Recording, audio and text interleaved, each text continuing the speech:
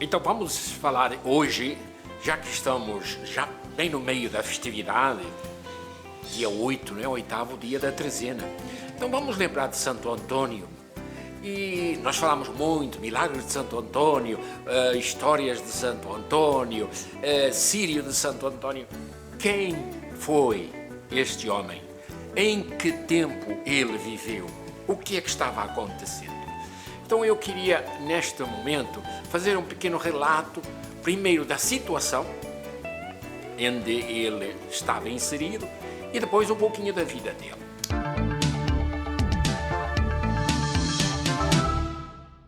Portugal se tornou um país independente do Reino de Leão no ano 1143. Era uma monarquia recém-iniciada devido às cruzadas, porque estávamos em plenas cruzadas. O tempo de Santo Antônio é também tempo de cruzadas. Portugal se tornou um país independente devido às cruzadas. Muita gente não sabe disso, mas é verdade. Havia dois grandes homens franceses que foram na expedição à Terra Santa, se deram muito bem, e o rei francês, em recompensa, lhes ofereceu dois condados, um em Leão e o outro em Porto-Scale, que depois se tornou Portugal. Então, o conde Dom Henrique tomou conta do condado portucalense. Esse condado foi se fortalecendo, se organizando, e chega uma certa hora em que os que estavam à volta desse conde, Dom Henrique, começaram a dizer: e por que não um país independente? O conde tinha jurado fidelidade ao rei de Leão e disse: de jeito nenhum, só por cima do meu corpo. Então, ele disse que não. No entanto, o filho dele, Afonso Henriques, jovem, começou a crescer no meio dessa gente política e começaram a falar para ele que era bom Porto-Scale, o condado, se tornar um reino. Aí ele já não seria conde, mas seria rei.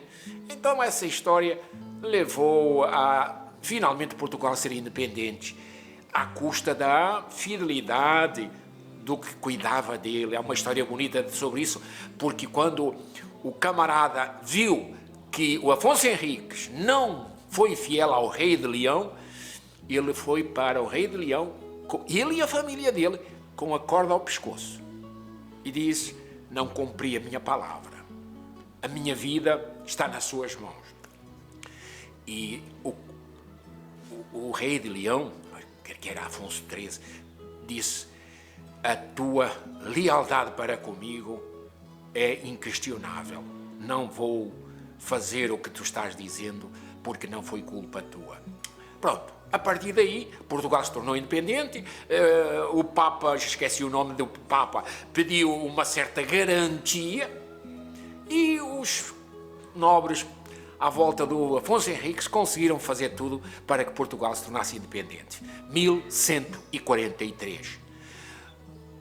Nesse mesmo século nasceu Santo Antônio.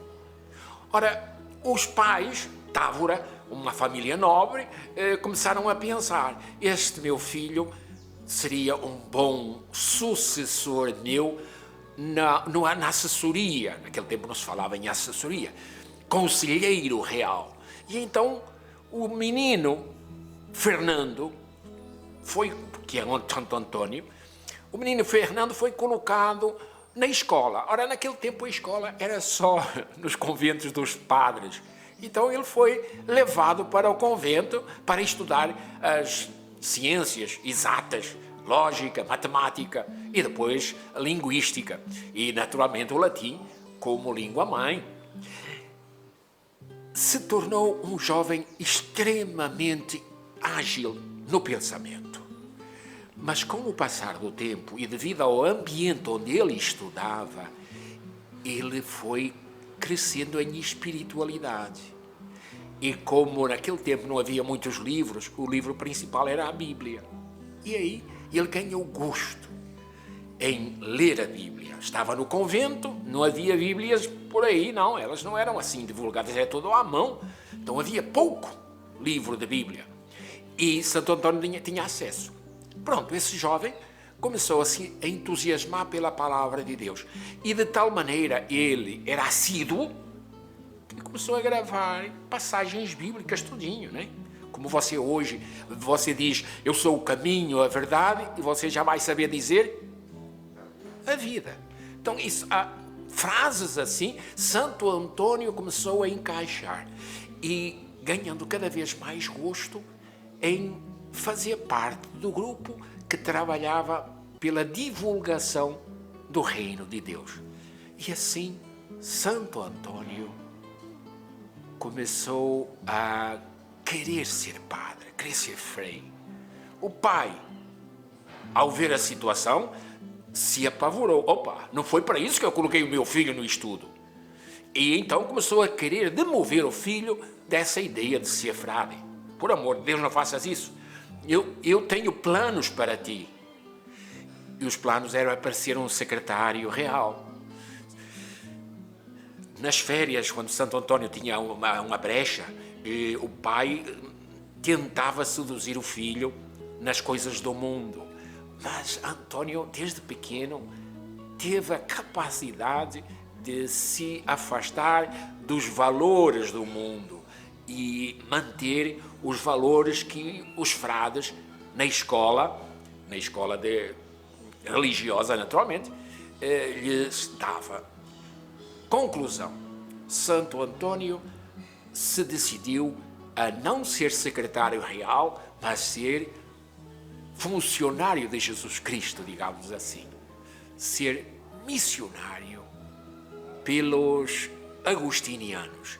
Interessante, agostinianos, porque ele estudava num colégio e era agostiniano que ele foi frade, quer dizer, sacerdote agostiniano. Por isso, de vez em quando, nós vemos um Santo Antônio todo vestido de branco e pessoas dizem assim, como é? Tem coisa errada aqui, Santo Antônio era franciscano em marrom. Não. Originalmente, Santo Antônio foi ordenado sacerdote pelos agostinianos em Coimbra. E, naturalmente, os agostinianos têm farda branca. Por isso é que nós aqui até temos aí uma imagem oferecida com Santo Antônio vestido de branco. Ora bem, ele estava celebrando missa e viu passando na rua, uma multidão de gente. E foi saber o que era. Era o funeral de 5 frades franciscanos. Foram mortos lá na África, no norte da África, em Marrocos, por serem missionários os muçulmanos, porque já havia aquela briga muito forte entre os cristãos que iam para a Terra Santa, nas cruzadas. Havia sempre uma briga meio feia. Ora, os cristãos foram cristianizar no norte de África os muçulmanos e os muçulmanos cortaram a cabeça deles. Então, um funeral enorme. Isso levou Santo Antônio a se questionar.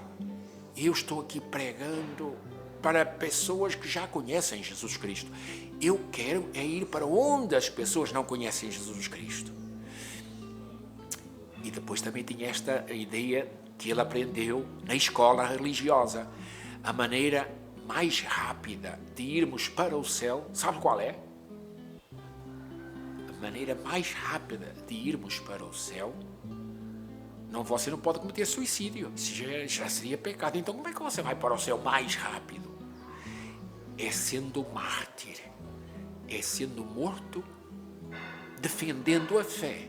Ora então, quando ele viu que aqueles frades foram mortos e por serem mártires foram para o céu, eu também quero ir para o céu. Então, eu também quero ser frade, eu quero ser missionário. E aí ele muda, deixa os agostinianos para se tornar franciscano, para ir para o norte da África, ser missionário e assim, morrendo como mártir, poder ir para o céu. Essa era a proposta que ele tinha na cabeça e mudou. E aí, deixa a farda branca e assume a farda marrom, com a regra, naturalmente, dos franciscanos. Olha como são os planos de Deus. o barco que levava Santo Antônio para Marrocos tranquilamente fez isso. É uma viagem curta, relativamente curta, é atravessar a boca do Mediterrâneo, mas é ali perto entre o Algarve e Gibraltar e o norte da África, Marrocos. Então, tem umas correntezas, mas o Atlântico facilita o deslocamento das caravelas em direção ao norte da África. O problema é que Santo Antônio, naquele tempo, já ele teve que mudar o nome de Fernando para Antônio, porque a ordem franciscana exigia mudança de nome. Então ele deixou de ser Fernando para ser agora Antônio. Antônio, missionário na África, foi fracasso total. Na cabeça dele, ele queria ser rapidamente santo, queria ser mártir para ir para o céu, só que Deus tinha outro plano para ele. E ele, em África, ficou aproximadamente um mês. Não fez absolutamente nada de evangelização, nada. Pegou uma doença, todo mundo desconfia que teria sido tipo uma peste negra, ou sei lá o que é que foi. Ninguém não sabe direito, sei que ele, por causa dessa enfermidade, até morreu jovem. Bem, Santo Antônio estava, não sei se era uma rede que ele estava, mas naturalmente angustiado porque a doença não saía do corpo dele. E um certo dia ele escutou do chefe do convento: este português que vinha aqui para nos ajudar só está nos atrapalhando. Antônio, ao escutar isso, ficou angustiado. Eu, em vez de ajudar, atrapalho a evangelização? E naquela mesma hora disse: eu vou-me embora. Eu não quero ficar aqui atrapalhando. Na viagem seguinte para Portugal, colocaram Antônio no barco. A travessia, que baixando foi fácil, subindo foi complicadíssima. Por quê? Porque, de novo, na boca do Mediterrâneo, veio uma tempestade do Atlântico e não houve remadores, naquele tempo era velas ou remo. Não houve nem vela nem remo que segurasse o barco no rumo norte, que era o rumo do Algarve, que levava para Lisboa. Não teve como. No meio dessa boca do Mediterrâneo, a tempestade, a ventania, tipo um ciclone, empurrou a embarcação. Quando isto acontece, os barcos normalmente puxam as velas para baixo para ficar só o mastro, sem vela, e o barco foi agora à mercê das ondas do Atlântico cada vez mais fortes. Conclusão, vejam, quando você olha para o mapa no sul da Europa, bem, nós temos no sul Portugal, e depois vem Espanha, depois vem França, e só depois é que vem Itália.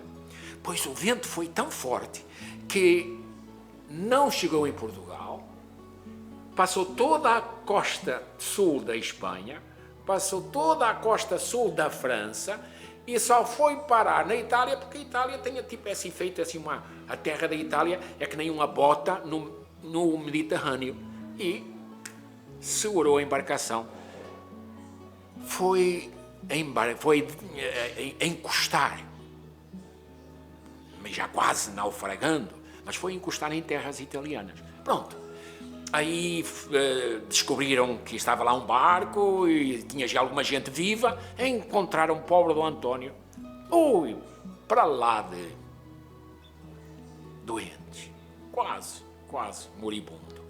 E então disseram: olha, isto aqui é da nova ordem que foi fundada, os franciscanos, recém-fundada. Então chamaram os franciscanos de Pádua para virem buscar um dos seus membros que estava muito doente. E aí, aqui está. Milagre acontece, não é? Santo Antônio se recupera e aos poucos vai se tornando um frei na comunidade. Começa com os trabalhos mais simples, não é? Naturalmente ele não sabia falar italiano, sabia latim, mas italiano ainda não. Então ele vai se entendendo, aos poucos vai se enfarinhando nas atividades da casa e fazem dele um cozinheiro. Trabalha na cozinha, mas não tanto para fazer a comida, mas muito mais para cortar a cebola, limpar o chão, um tipo mais rústico. Pronto, a gente sabe que Santo António foi se desenvolvendo na linguagem e na cultura italiana. Naquele tempo não era Itália como nós temos hoje, era tudo por pequenos condados também. Só que um certo dia Santo António foi convidado a fazer uma pregação porque não tinha padres, o que tinha sido convidado também não chegou, e esse transtorno levou a alguém perguntar a Santo António. O cozinheiro do convento é que disse: olha, esse rapaz que veio de Portugal, ele é muito franzininho, mas é muito esperto. Ele sabe, ele conversa comigo e ele conhece as coisas da Bíblia melhor que eu.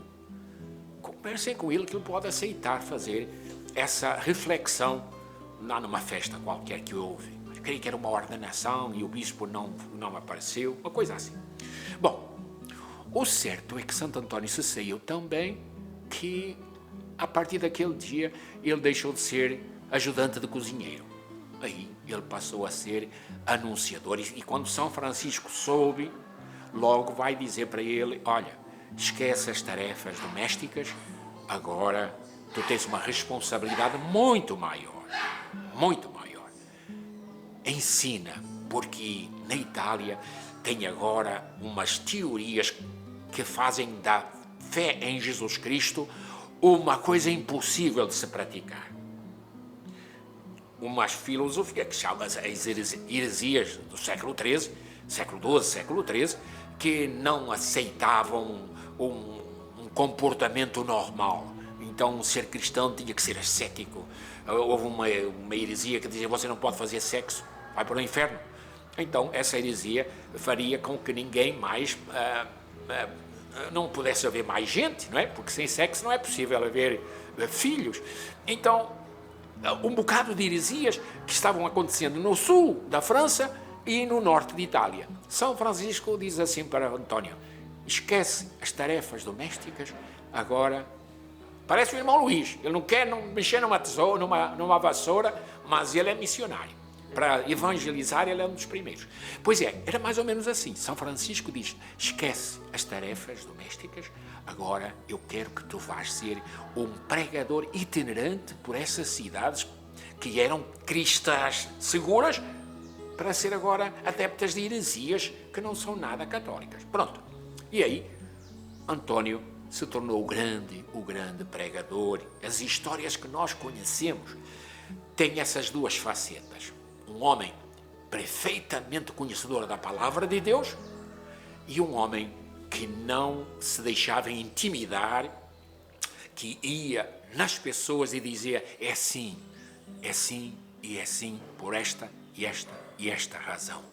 Então, uma das frases que caracterizam Santo António: martelo dos hereges. Havia um herege é uma pessoa que renegou a fé ou que fala coisas que não são verdades da nossa fé. Ele martelava na cabeça desses e dizia para eles: estáis errados por causa disto e disto. Então, muitas das histórias que nós temos de Santo António é para rebater o antagonismo que ele recebia. Tentaram envenená-lo. O António foi pregar aos peixes. Por que é que ele foi numa cidade, foi questionado sobre a Eucaristia e o jumento se ajoelha diante da hóstia consagrada? Oposição à sua mensagem. À sua não, porque a mensagem era de Cristo. Ele era apenas um missionário de Cristo. Então, ele enfrentou grandes oposições ao seu ministério, mas nunca desanimava. E depois, claro, porque ele tinha uma intimidade muito grande com a palavra de Deus, ele começou a ter uma intimidade muito grande com o próprio centro que está na palavra de Deus. E o centro é o Messias, é Jesus Cristo, o Salvador. Ele deixou de ter intimidade com o livro para ter intimidade com a pessoa. E aí os milagres começaram a acontecer.